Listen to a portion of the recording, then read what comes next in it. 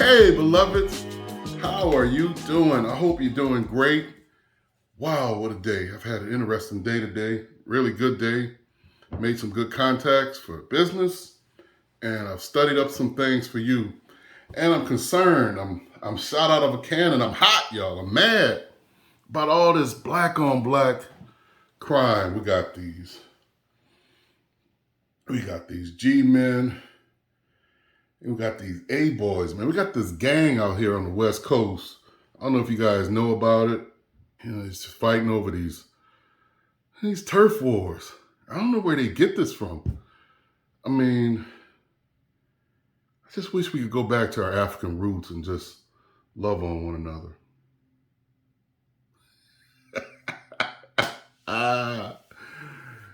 Well, the reality is that as beautiful as Mother Africa is, we go back to our roots, we find out that those G men and those A boys are actually two warring tribes. We got the Gon tribe and we got the Ashantis. And unfortunately, where we find ourselves, I want you to go back for me in history, go back to around 1850. And I just want you to imagine this young man, 10 years old. Oh man, he's just playing by the river, Donker and Sowell. He's just playing by the river just like 10-year-old boys would do, and he's frolicking and he's just having a really good time. Then he hears the pant, the moan, and the groans and the yells of his parents, and then he hears these footsteps coming closer and closer. These Ashanti tribesmen. Nothing new for these tribes to be warring, but unbeknownst to him, this is something totally different. They don't just take over his village, they round up the village and they begin marching them some 10 miles down that river, down this Donker and Sewell River, and take them and they all along the way they're beating him and they're mistreating him, and this is something totally different from how they would war before. They get down to this river, and just before they get to the river, there's some white men and some black men with branding irons, and they're branding the men on the arms and they're branding the ladies on their breasts, and it's just a horrific scene, a scene the likes of which, a 10-year-old boy, this is out of this world. He thinks that he's in some sort of nightmare, and he's blinking his eyes rapidly. He's trying to wake up. There's no way that this 10-year-old Gyasi believes that even his warring tribe, even the Ashantis, would do him so. Some go into this river after they've been branded, and some have been beaten, and they go into this river and they're bathed, and some don't make it, even from the atrocities, just from being branded and beaten. Some don't make it. They kill themselves right there. And the blood is let right there in that river, that gold-flecked river that Gyasi has been playing in since the days of his birth. The journey isn't over. Then they have to walk some 40 more miles down to Cape Coast, where they're all put into dungeons. And while they're in these dungeons, the smell is horrific.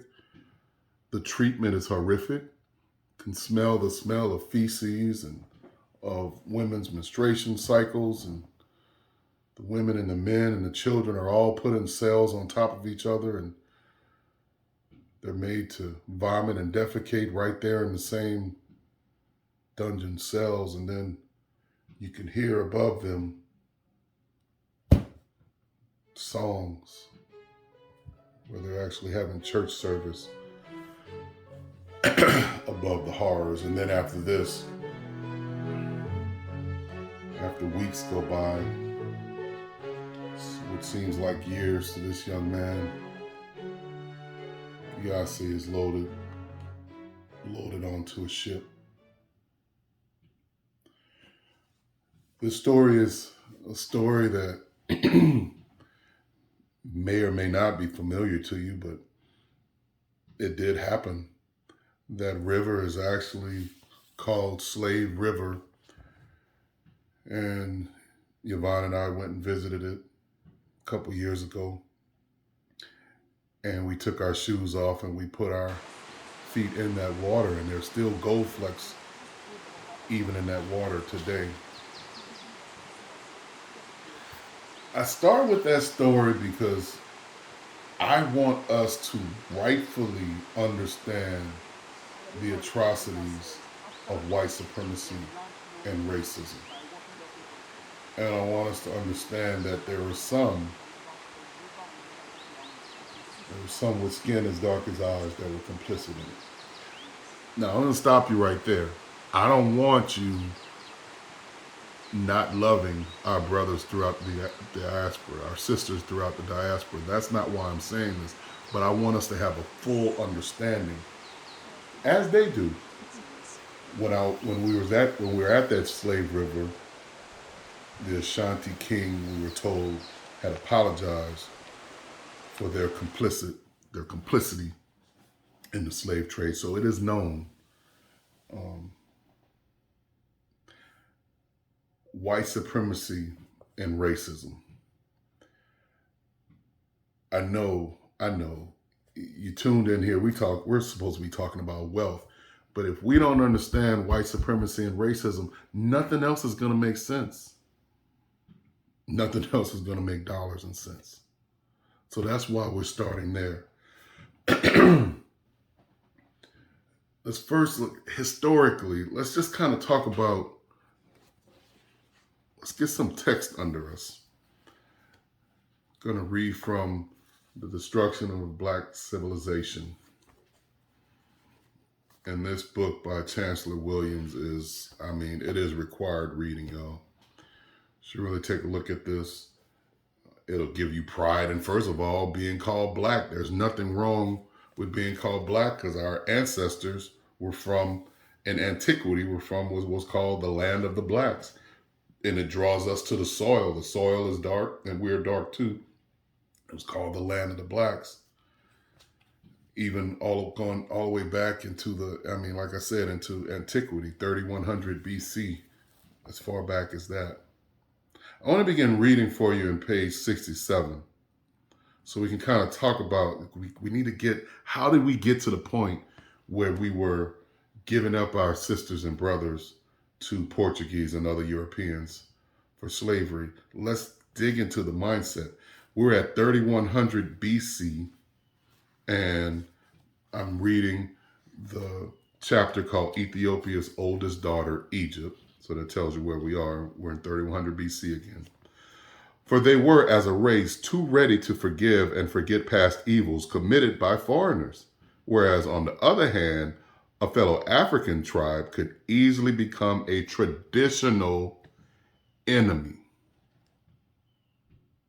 and continue as such for so many generations that no one could remember what the original quarrel was all about. See, this black on black thing has been going on since antiquity. So I want us to have grace there. I want us to have grace with this generation, with this black on black crime. We need to deal with it. We certainly need to deal with it, but I don't want us to deal with it as if it's something new, because it's not. It is something that I believe, unfortunately, it is a mutation that is in our DNA that we got to weed this out. Got to give each other grace. Got to begin with love. I read further. Now we come to 1272, Upper Egypt.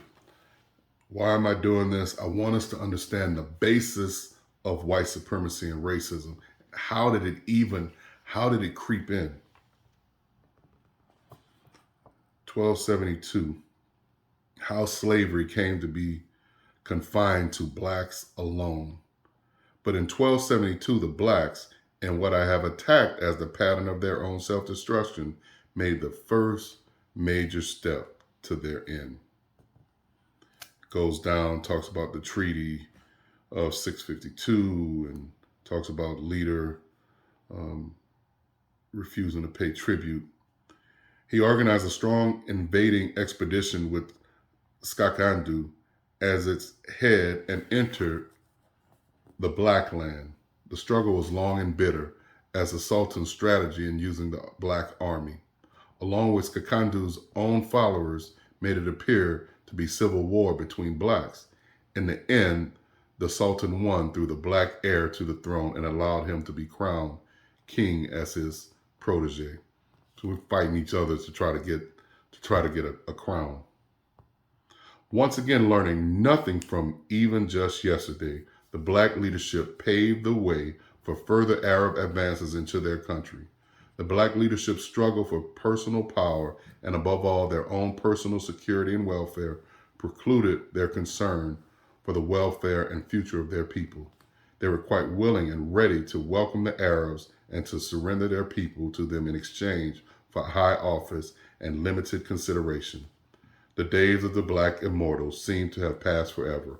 Mental pygmies again occupied the throne once held by Menes, Pianki, Sabaka, and Kaliudos. So you see here in 1272, lured by foreigners, we want something that's outside. And we do that too much today, in my opinion. We want to hearken to someone in another neighborhood, something in another state, there's something better over there, or we need to fix something over there. We need to fix home. Let's work on home. Let's work on self, home, and then let's get out into the community, and then out into the diaspora. The enslavement of prisoners of war, which was the way general slavery began, was the order of the day. Race had no bearing on the matter then. Whites, blacks, browns, or yellows, all were made slaves if captured. We're in 1316, y'all. The Arabs also made a practice of creating strong slave armies. The white slave armies were the Mamelukes. These, when stationed in Egypt, revolted, overthrew the government, and established their own line of ruling sultans. For this, they were hated by the Arabs and looked upon with scorn, even though they had been converted to Islam. The white ex-slaves hated their former slave masters even more. I'm on page 153 in The Destruction of Black Civilization. I'm going down further on this page 153. White slavery ended after the Mameluke Rebellion.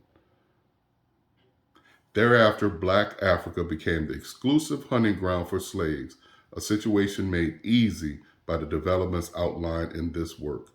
All the theories of inherent Black inferiority stem from the urgently felt need to justify the success in confining slavery to the African race. So there it is, y'all. There was a time, this is an inflection point in history. There was a time when everybody was enslaved. And now here we are in 1316, and we have this inflection point where blacks are becoming the go-to people to be enslaved. I turn to page 252, 251 and 252. Got to find these origins of why, how did white supremacy creep in? We're in the 16th century now.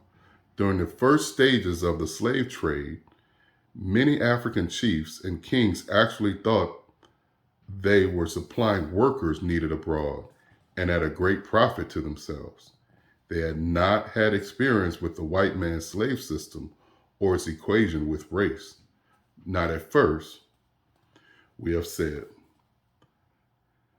But as the decades passed, and the Congo state is a good example, many Africans became enmeshed in the horrors of the trade.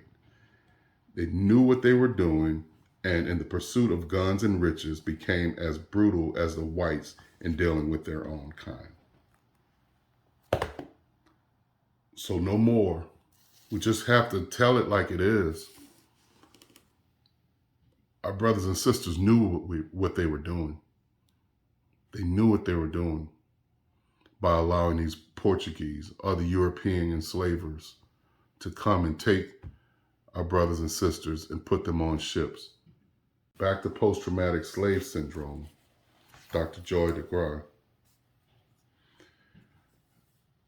Because I want to deal with what this modern day racism, right? Because racism really is a construct that happened in the 18th century. Around, Linnaeus lived from 1707 to 1778. He's one of the architects of racism and white supremacy as we know it today.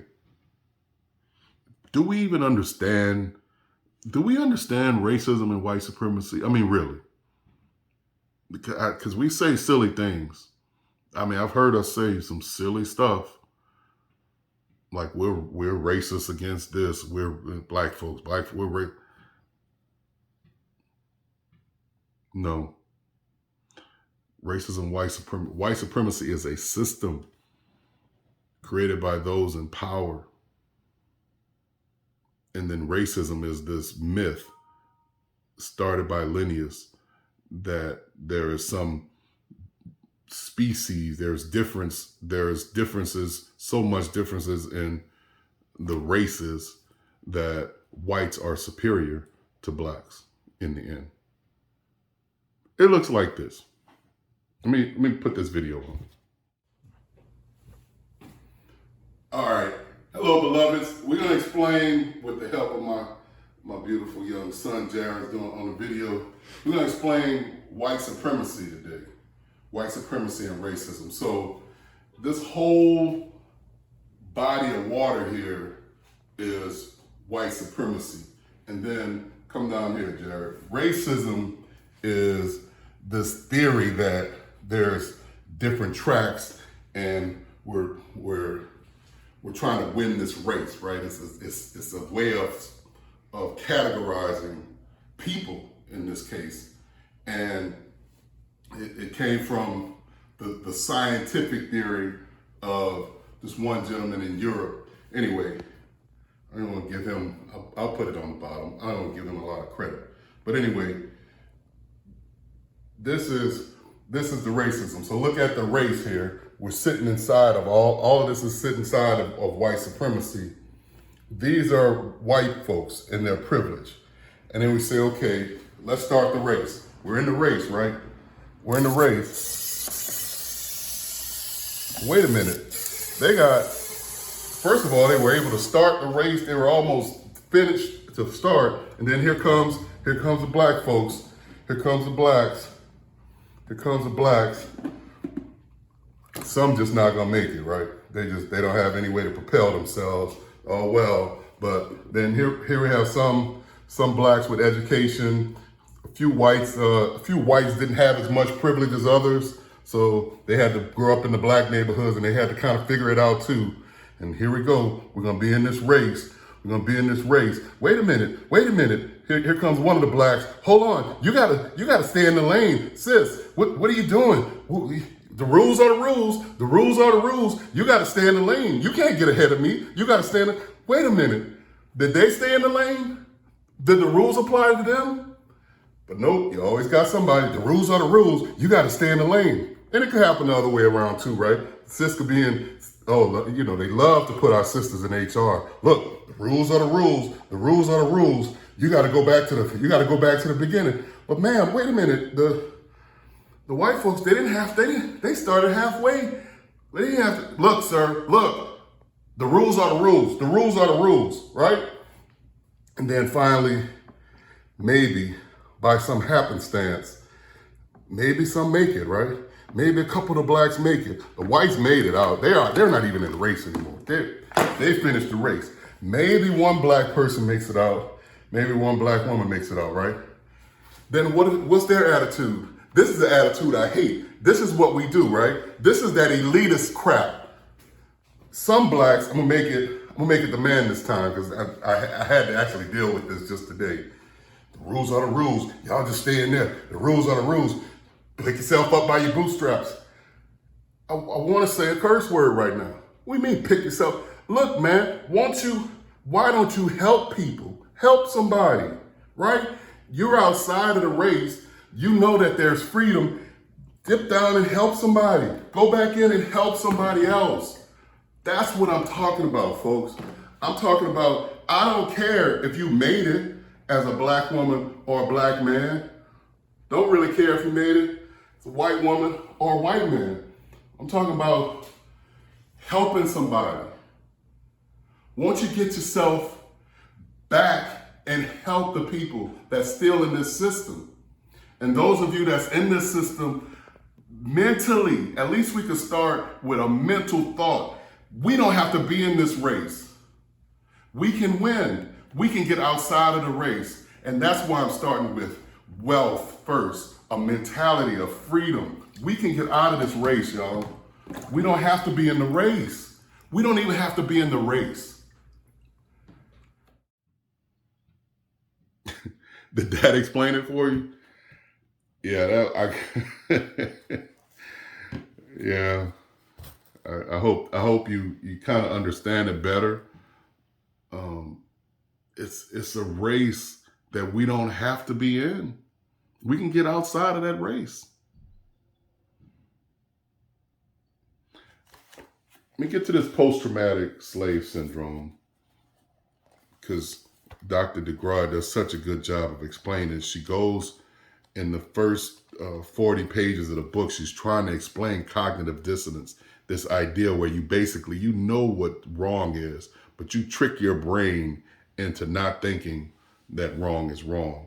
And it is out of this cognitive dissonance that we get this heinous treatment of slaves, and is how we get to this white supremacy and racism.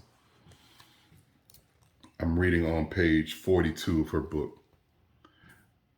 Thanks to Linnaeus, we can know the place of each kind of plant and animal we find on Earth. Yeah, he's the one that came up with all these floras and faunas and all the different systems that we use to categorize plants and cattle.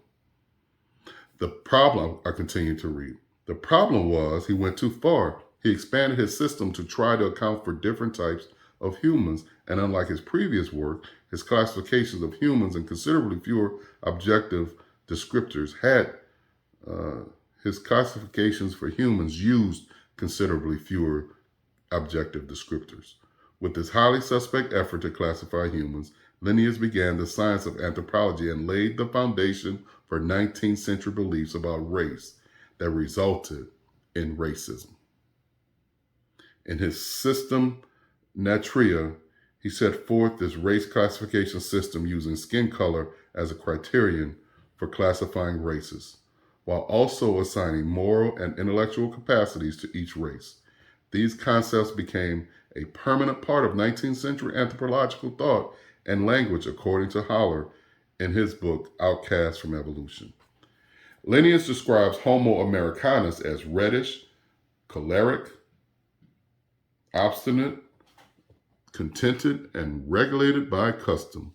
Homo europaeus as white, fickle, sanguine, blue-eyed, gentle, and governed by laws. Homo asiatus as sallow,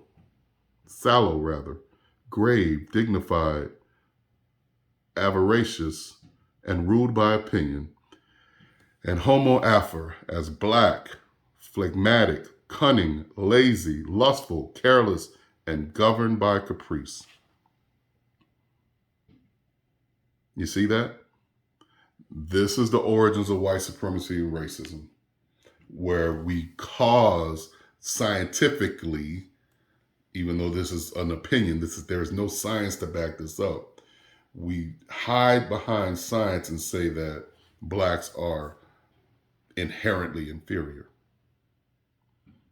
Now, it's one thing for them to say it. It's another thing for us to believe it.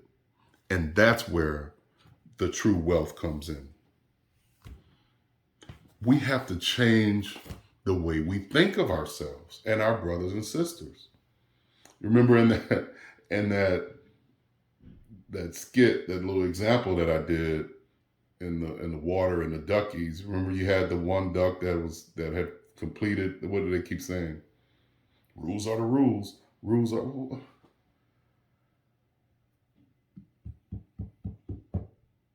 Grace, folks. Am I saying I want disorganization and chaos? No. Go back to the film that I did on Who Am I? I'm a husband and a father of 5. I gotta have order around here.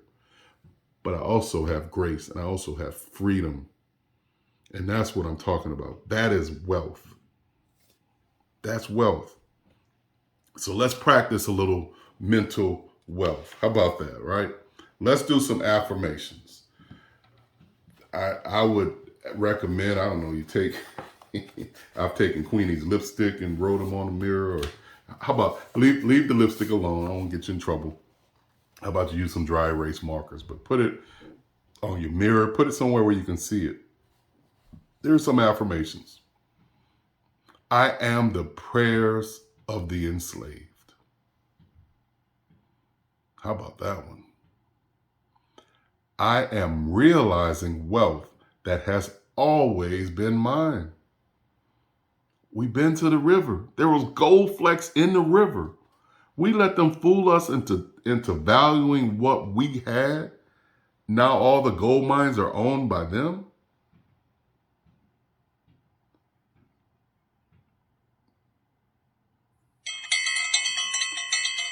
I am flowing wealth to my descendants and even their descendants. I like that one.